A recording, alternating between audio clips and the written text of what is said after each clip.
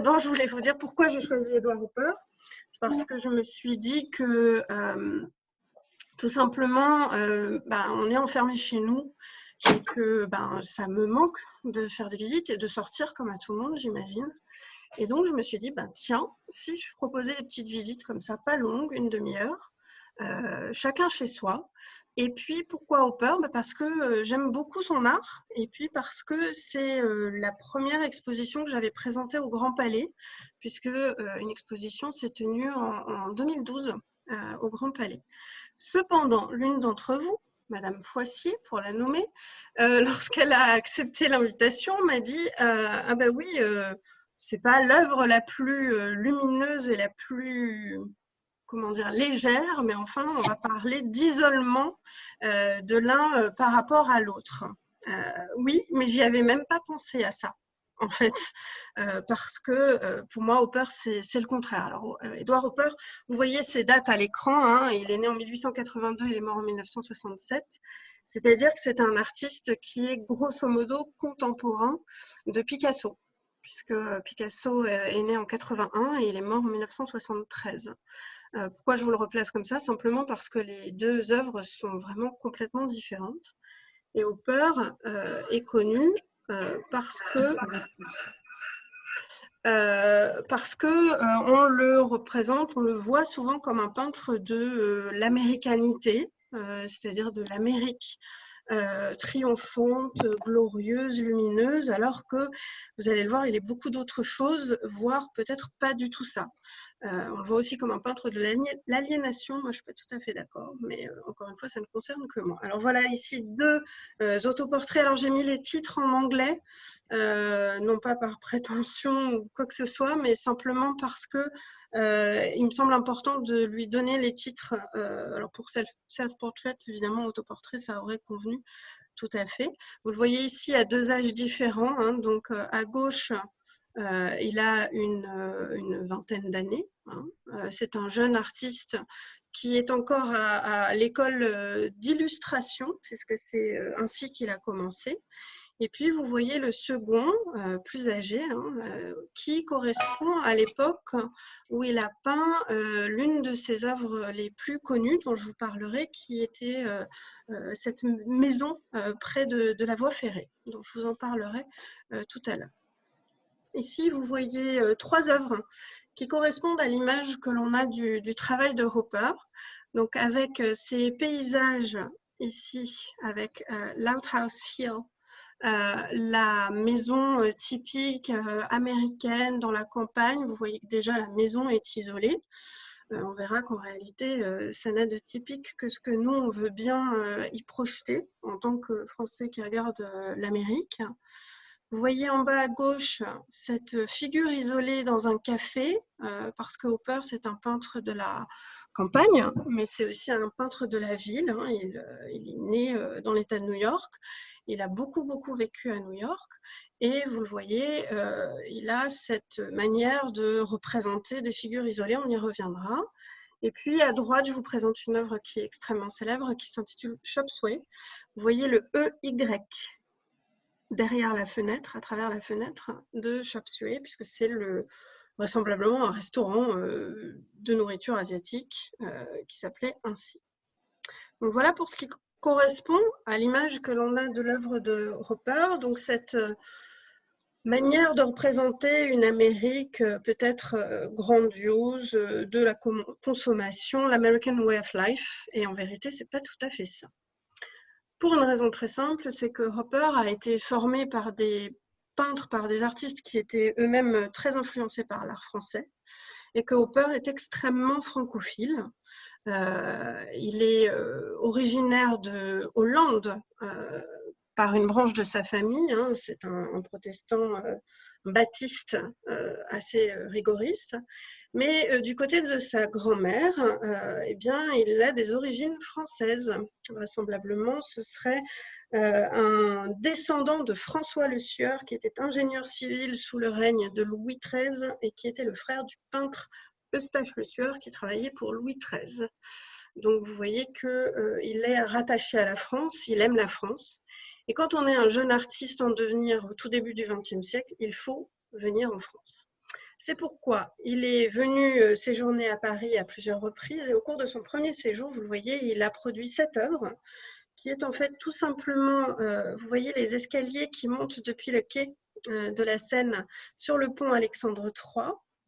Et lors de ses séjours parisiens, eh bien, il a découvert et s'est formé l'œil, le regard auprès des impressionnistes.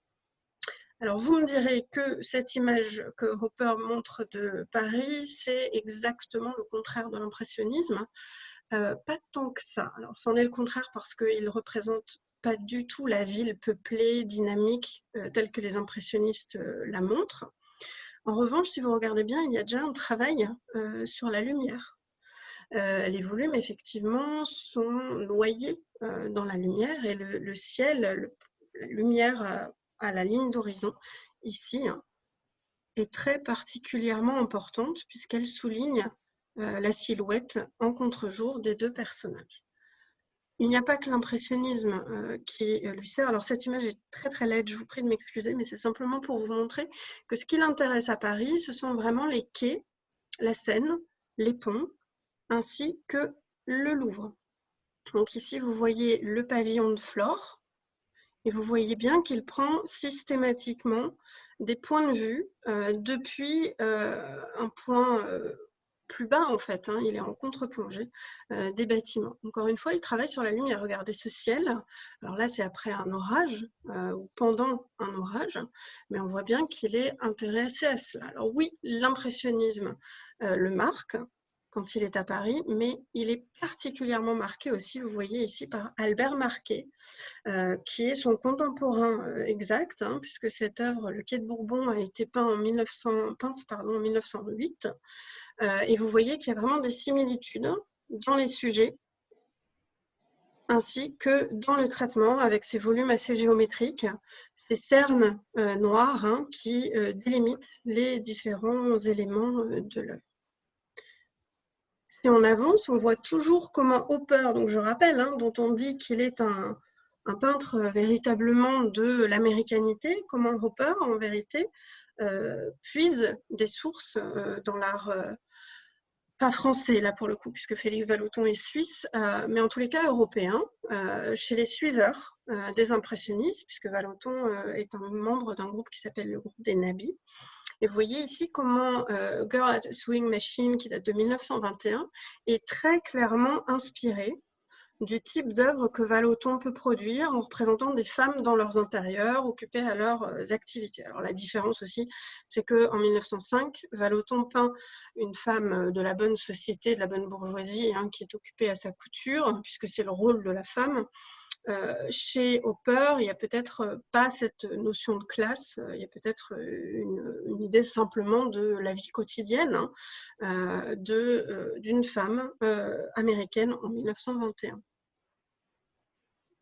On retrouve encore, alors là je reviens un petit peu en arrière évidemment avec une œuvre de Degas qui représente l'orchestre de l'opéra. Pourquoi? Parce que Hopper estime que Degas est véritablement une personne, un artiste primordial dans son œuvre et s'en inspire beaucoup. Pas nécessairement du point de vue des thématiques, quoique. Il y a d'ailleurs eu une exposition au musée d'Orsay hein, consacrée à Degas et l'opéra exclusivement. Et vous le verrez, Hopper s'intéresse beaucoup au théâtre, pas à l'opéra, mais au théâtre. Donc il y a peut-être ce lien déjà. Surtout, ce qui est intéressant, c'est de voir à quel point le travail de cadrage très original de Degas, vous voyez que dans cette œuvre, il n'hésite pas à couper les têtes des danseuses. Parce que ce qui l'intéresse, ce sont les membres de l'opéra, de l'orchestre, excusez-moi. C'est en fait un portrait de groupe hein, qu'il a réalisé ici. Et on le sait, Degas est particulièrement célèbre pour ses vues en plongée, en contre-plongée, ses cadrages totalement aberrants pour l'habitude de l'œil de l'époque. Et on va retrouver ça chez Hopper.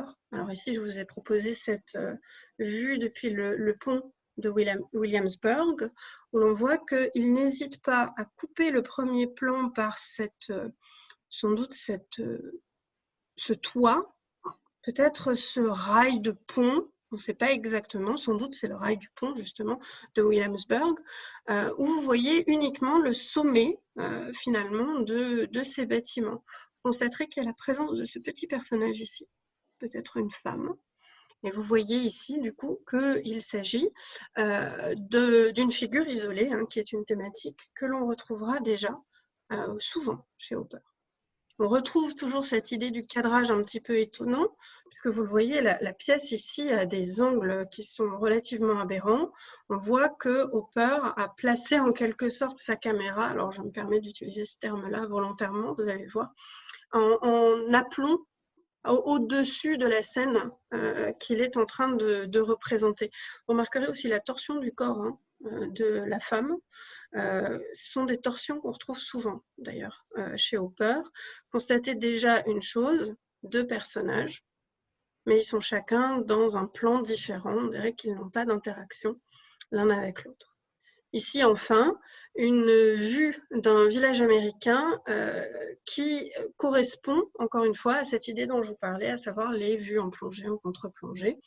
Et vous voyez qu'ici, on a une palette qui est très, très sombre, très grise. Peut-être que cette vue a été faite après la pluie, ou en tout cas, c'est une palette qui est encore assez proche, finalement, de celle d'Albert Marquet. Donc voilà pour les années de formation et surtout l'importance que Hopper accorde à l'art français, européen, qu'il veut importer aux États-Unis, ce qui lui est reproché. Alors, il faut noter une chose, vous avez vu les dates de ses œuvres, moi je n'ai choisi quasiment que des toiles. Hopper n'a produit que très peu de toiles. Entre 1924 et son décès en 1967, il n'a peint que 100 tableaux. Cependant, ce n'est pas la seule chose qu'il fait. Il fait des gravures, beaucoup. Il peint des aquarelles. Et entre le tout début de sa carrière et 1925, il ne vend qu'une seule œuvre, qu'un seul tableau, j'entends. Ce qui veut dire qu'il est obligé, en quelque sorte, de limiter sa pratique artistique à l'illustration, ce qui lui déplaît beaucoup, mais qui correspond finalement à un mode d'expression artistique américain. Les États-Unis, c'est plus la nouvelle ou le journalisme que le grand roman, en tout cas à l'époque. Je n'entends pas dire qu'il n'y a pas d'artistes ou d'auteurs majeurs aux États-Unis, c'est pas ça. Mais il y a déjà dans l'idée de la lecture, dans l'idée de la représentation, quelque chose de l'ordre de la rapidité. Et cette œuvre-ci, qui est donc une toile, hein, mais qui ne rencontre pas nécessairement le succès, Queensborough Bridge, qui date de 1913, pour moi, synthétise totalement ce que Hopper va mettre en œuvre par la suite. Alors, on peut y voir effectivement une aliénation, une forme de déprime, de mélancolie. Oui, mais la mélancolie, c'est peut-être sa manière d'exprimer ce qu'il aiment dans les États-Unis, leur histoire, et ce qu'ils n'aiment pas. C'est en fait le paradoxe entre les deux. Vous voyez que vous avez une vieille demeure, ici une vieille baraque du 19e siècle, qui correspond à l'âge d'or, hein, qu'il a toujours mis en scène, qui est écrasée par ce gros pont Queensborough, qui est le symbole de la rapidité, du déplacement en train, du déplacement en voiture. En gros, c'est la différence entre comment dire, l'âge d'or des États-Unis, qui pour lui correspond vraiment depuis l'arrivée des premiers colons jusqu'à la guerre de sécession, et la vie moderne américaine. Autant vous dire que ce n'est pas ce vers quoi on tend à l'époque, mais ça correspond parfaitement au goût des artistes qui le côtoient. Et voilà une œuvre, Soir bleu, donc c'est son titre, hein, en anglais aussi, Soir bleu de 1914, qui est pour le coup probablement l'œuvre la plus française de Hopper. Si vous regardez bien, vous avez tous les archétypes des personnages représentés par les artistes français et européens dans les avant-gardes, tout simplement. Vous le voyez tout à gauche, la figure probablement du marin accoudé à sa table avec cette cigarette à la bouche. Celui qui est derrière le pilier avec son béret un peu particulier, c'est pas un berger, ce serait en fait la figure de l'artiste. Et on peut renvoyer ici à l'autoportrait de Courbet dans Bonjour Monsieur Courbet. Alors je vous ai pas mis le rapprochement, pardon, mais il y a vraiment un lien plastique très important. Juste à côté de lui et totalement de dos se trouve la figure du garde républicain. La demoiselle très lourdement fardée. Il s'agit bien sûr d'une prostituée. On est en plein dans les cabarets parisiens hein, dans la belle époque. Et puis vous voyez tout à droite le couple, probablement de bourgeois, qui regarde la tablée d'à côté d'un œil un petit peu, comment dire, intéressé, interloqué, interrogé. Et puis le personnage principal que vous voyez ici, vous voyez, c'est un clown triste. C'est peut-être tout simplement un autoportrait de Hopper. En tous les cas, on peut y voir un lien avec cette œuvre que Hopper a vue au Louvre, qui est l'œuvre d'Antoine Watteau, qui s'intitule Pierrot et que l'on appelait autrefois Gilles. Donc évidemment, ce n'est pas la même figure, mais on voit qu'il reprend la même couleur de vêtements, la fraise autour du cou qui est reprise. Ce que Hopper dit dans Ce soir bleu, c'est que le thème principal de sa peinture, c'est le monde du spectacle. C'est une dénonciation de la spectacularisation de la société. Sa manière, c'est de dire tout simplement « je ne suis qu'un clown » qui a pour vocation de vous montrer, de vous tendre un miroir pour vous montrer quel est l'état de votre société. Ça n'a évidemment pas fonctionné parce que c'est tout sauf américain. Et Hopper, pendant plusieurs années, je vous le disais, va tout simplement travailler dans la gravure. Donc ici, on trouve effectivement, je ne vous en montre qu'une, mais vous avez déjà ces thématiques, hein, il l'a dit, c'est dans la gravure que mon œuvre s'est cristallisée, elle s'est mise en place. Et on voit ici la figure de la femme esselée qui regarde par la fenêtre. On retrouve les rooftops que Hopper a souvent représentés. J'avance un petit peu pour vous montrer les différentes thématiques. Alors ici, je vais passer assez rapidement, mais simplement pour vous montrer que Hopper a développé à travers son œuvre 4 thématiques très récurrentes, avec d'abord ceci que l'on peut appeler le voyeurisme ou les vues plongeantes. Donc voyeurisme ici, bon, pas vraiment, si ce n'est que il regarde, vous voyez, à travers la fenêtre et il observe cette femme de chambre en train de faire son travail. Par ailleurs, vous remarquerez le très beau jeu de lignes verticales hein, et le jeu de fenêtres, les imbrications des fenêtres, des pans des façades, qui est tout à fait exceptionnel. Dans cette même veine de voyeurisme, eh bien, on a toujours cette idée, vous voyez, du repoussoir. Hein. Ici, c'est le rebord de la fenêtre, la colonne qui orne tout simplement la façade. On est en train de se promener dans New York et là, en marchant, on voit probablement à hauteur des yeux eh bien, ce couple qui déjà ne se parle pas. Donc ça, il faut bien le remarquer. Je ne vous ai pas précisé que Hopper est un homme très rigoureux, très austère. Cependant, il est marié. Hein. Il est marié à une femme qui s'appelle Joséphine Nevison, qu'il a rencontrée au cours de son apprentissage, qui est une peintre, elle aussi, qu'il appelle Jo. Et on constate dans sa peinture, au fur et à mesure des périodes, en fait, toutes les crispations de son couple. C'est peut-être pour cette raison que les personnages dans ses œuvres ne se parlent pas et ne se regardent pas. En fait, il n'y a aucune communication entre les personnages. Jo a été son unique modèle féminin. Il n'a jamais peint qui que ce soit d'autre que Jo. Et vous allez voir que malgré les difficultés, à la fin de sa vie, ça s'est non pas amélioré, mais en tous les cas, il y a un joli hommage. Donc, dans ce voyeurisme, on va retrouver toujours l'idée du bureau, vous voyez, avec ses New York Office, où, encore une fois, le peintre est comme une petite souris qui vient de faire un instantané. Et vous remarquerez toujours hein, ces cadrages très particuliers où il n'hésite pas, il aurait pu tout simplement cadrer sur la façade hein, uniquement. Non, il désaxe légèrement, ce qui lui permet de jouer aussi avec les lignes d'ombre, vous le voyez. Et la verticalité, l'horizontalité aussi, il construit en quelque sorte des cubes géométriques. La deuxième thématique, ce sont les figures isolées et méditatives, souvent des figures féminines d'ailleurs.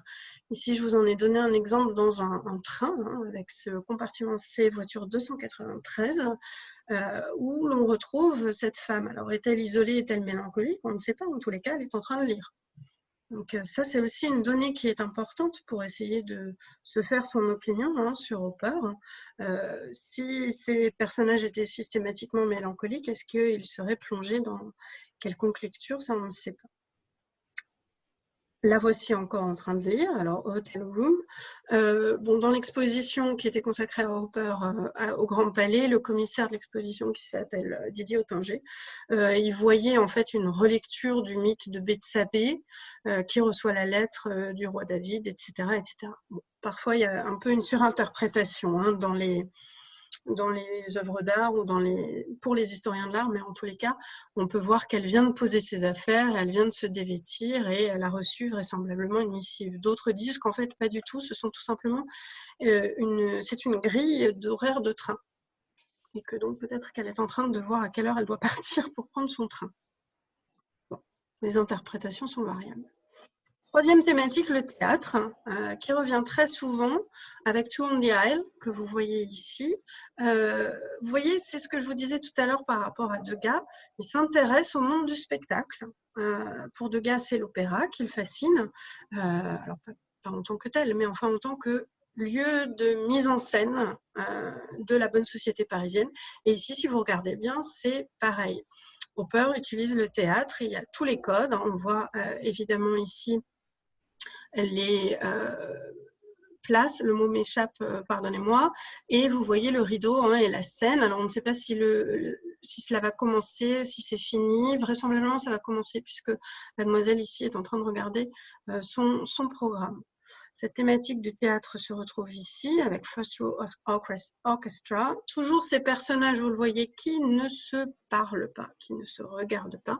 Il n'y a jamais deux regards qui peuvent se croiser. C'est impossible chez Hopper.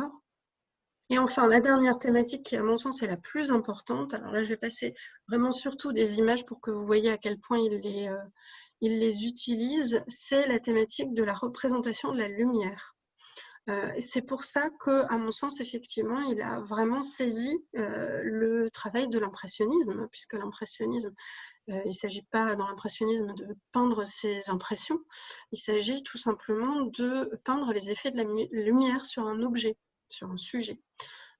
Donc ici, vous le voyez à travers cette façade ou ces façades de bâtiments, et on voit bien ici, hein, le jeu de la projection de l'ombre sur la façade. On va le retrouver ici avec Summertime et ce bain de lumière pour cette jeune femme. Vous remarquerez quand même qu'il y a un léger problème dans la représentation, puisque si le vent soulève les rideaux de la fenêtre ouverte, a priori la jupe devrait bouger aussi. Mais enfin, qu'à cela ne tienne, elle est en train d'attendre. Et vous voyez ici Morning Sun, encore une fois, pour le coup, bain de soleil d'une figure isolée. Donc, on n'hésite pas à remettre tout cela en place. Vous remarquerez d'ailleurs que le visage n'est pas spécialement détaillé. Pour le coup, quand on voit l'œuvre vraiment en face de soi, on se dit qu'il a un peu gâché le visage, gâté le visage, pas réussi à le faire convenablement, mais ça doit avoir un sens pour lui. Et on retrouve toujours, vous le voyez, ces rooftops avec les citernes très particulières, hein, que l'on connaît aux États-Unis. Pour celui-ci, c'est un solarium, hein, ni plus ni moins, avec simplement ce personnage qui est isolé des autres, vous voyez, aussi bien physiquement que mentalement, puisqu'en fait, il est plongé dans sa lecture. Et c'est dans ce sens-là que je voulais dire que peut-être qu'il ne s'agit pas d'aliénation ou de mélancolie, mais peut-être que simplement ce que Hopper essaye de dire, c'est que il utilise la lumière comme un symbole du dualisme entre la société qu'il valorise, c'est-à-dire cet âge d'or américain, et la société qu'il n'aime pas, c'est la société de consommation américaine. Et la lumière, c'est en fait tout simplement la lumière de la spiritualité, c'est peut-être l'intériorité plus que la mélancolie qu'il représente. N'oubliez pas qu'il montre que nous sommes dans une société du spectacle. Et peut-être que ces personnages prennent le temps de l'introspection. C'est un peu comme ça qu'on peut le voir aussi. Dans la lumière, toujours, on a Gas, qui est l'une des œuvres les plus connues de Hopper, où on a deux lumières. On a la lumière qui sort de la boutique, tout simplement, la lumière artificielle, et puis on a cette lumière crépusculaire, réaliste. Le personnage est facilement... on peut ne pas le voir si on ne regarde pas convenablement, encore une fois. Mais là, oui, c'est bien la société américaine telle qu'il la connaît. Ça correspond au Cap Cod, là où il travaille, ou là où il vit, pardon, à partir de 1930 pendant l'été. Et enfin, ce qui pour moi est vraiment l'expression la plus pure de son intérêt pour la lumière, pour la spiritualité. C'est l'une des dernières œuvres qu'il ait réalisées, Le Soleil dans une pièce vide, en 1963. Et là, vous voyez, tout est dit. Alors, la reproduction que vous voyez est assez peu significative. L'œuvre est vraiment extrêmement lumineuse et on voit à quel point son seul intérêt, c'est la lumière. D'ailleurs, il l'a dit, il a dit, excusez-moi, je cherche simplement ma citation, il a dit « Ce n'étaient pas les gens que je voulais peindre, ce que je voulais peindre, c'était leurs rayons de soleil sur le côté de la maison. » Peut-être qu'il ne faut pas nécessairement chercher plus loin. Cependant, et là je vais un peu plus vite parce que je sens que je vais déjà déborder un peu mon temps, il y a aussi une forme d'ironie et d'humour très très très important chez Hopper. Vous voyez ici avec ce drugstore de 1927 où il s'amuse. Alors oui, ce sont les lumières de la ville, c'est le drugstore, c'est New York par excellence, mais regardez bien, Ex-Lax, c'est en fait une marque de laxatif. Donc c'est un peu une manière pour lui de dire que la surconsommation mène à une forme d'overdose, de diarrhée. Et puis, il ne supporte pas la moralisation à outrance de la société américaine. Alors même que, je vous le disais, c'est un homme qui vient d'un milieu assez rigoriste protestant. Il ne supporte pas. Alors lui, ça l'ennuie, comment dire, je cherche le mot, la prohibition. Et puis en 1940, on développe une forme d'hypocrisie en disant qu'officiellement les spectacles défeuilleuses doivent être supprimés. Donc lui réagit en 1941 avec ce girly show où, vous le voyez, il joue encore de cette mise en scène et de ce cadrage très particulier. Alors pour finir, je voudrais simplement mettre en avant deux œuvres qui sont majeures dans le travail de Hopper.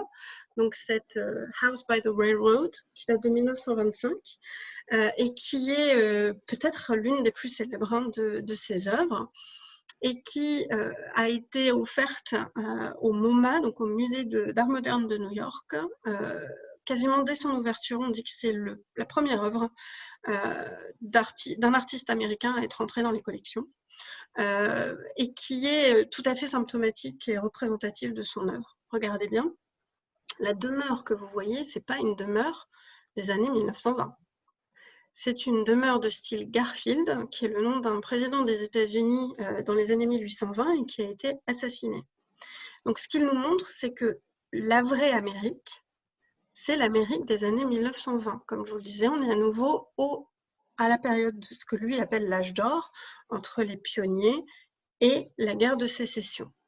Vous constaterez qu'elle est coupée, cette maison, par cette voie de chemin de fer qui correspond à la représentation pour Hopper de ce triomphe du Nord, de la technique, de la technologie, de l'avènement de la société, de la rapidité en fait, la société qui ne s'arrête plus pour prendre le temps peut-être de l'introspection. Si on revient à la maison, regardez bien, toutes les fenêtres sont closes et il n'y a pas d'entrée. On ne la voit pas. Donc il y a un côté un petit peu peut-être menaçant, étrange. En tous les cas, ce que l'on sait, c'est que c'est une reprise d'une œuvre qu'il avait produite plus tôt. Alors la date n'est pas bonne, pardonnez-moi, puisque cette American Landscape date de 1941. Je me suis trompée sur la date, ça doit être 1914. Vous voyez que les vaches passent le chemin de fer, mais on retrouve bien le type de demeure qu'il a ensuite mise à l'honneur ici. Si cette maison vous parle quelque peu, ça n'est pas étonnant, étant donné que Hitchcock était capable de produire une œuvre cinématographique à partir d'une œuvre d'art, qu'en l'occurrence, c'est la maison de Hopper qui lui a inspiré Psychose. Regardez bien. C'est pas exactement la même, mais il y a quand même de très fortes similitudes pour ce Bates Motel, où on a ce caractère très inquiétant, évidemment, hein, qui est mis en exergue par ce personnage. Et deuxième œuvre majeure, Nighthawks, de 1942. Alors, celui-ci, franchement, il faut arrêter de l'intituler en français, parce qu'en français, on l'appelle les noctambules. Ça n'a pas du tout la même idée, et la même... comment dire, Nighthawks, c'est les oiseaux de nuit, c'est-à-dire c'est quelque chose de... Il y a un caractère un peu dangereux potentiellement dans cette terminologie. Et vous le voyez, il joue de la crudité de la lumière artificielle dans ce diner, probablement. Encore une fois, les personnages sont proches les uns des autres, mais n'ont pas de contact, si ce n'est peut-être, on n'en est pas sûr, hein, peut-être que les mains ici du couple se touchent. 1942, c'est important puisque cette œuvre a été produite par Hopper quelques semaines après l'attaque contre Pearl Harbor. Donc c'est une Amérique qui est en guerre. Il représente toujours son Amérique seule, solitaire, isolée, ou en tous les cas des rues totalement vides. Mais il y a peut-être aussi une référence au cinéma. Ces deux personnages-là pourraient renvoyer à Lauren Bacall et Humphrey Bogart dans Casablanca, puisque le film date de la même année. Or, Hopper aime le cinéma. Il y va souvent. On a vu qu'il a inspiré Hitchcock, mais il n'a pas inspiré que Hitchcock. Cependant, peut-être qu'ici, il ne faut pas le renvoyer son inspiration au cinéma, même si évidemment les films noirs peuvent être en lien. Non, a priori, ce serait peut-être une nouvelle d'Hemingway qui s'intitule Killers, parce qu'on sait que Hopper avait écrit un journal qui avait publié cette nouvelle pour souligner son intérêt pour cette nouvelle qu'il trouvait absolument fantastique. Et cette nouvelle, Killers, présente dans la première scène des personnages, des types, qui sont dans un bar et qui complotent l'assassinat d'un troisième. Si on veut y voir une connotation morale, peut-être que Hopper, à travers cette œuvre-ci, précise que les personnages qui fréquentent des diners de nuit en 1942 sont sans doute pas des personnages de, de bonne mœurs. Ce sont peut-être des malfrats. On a peut-être affaire à la pègre.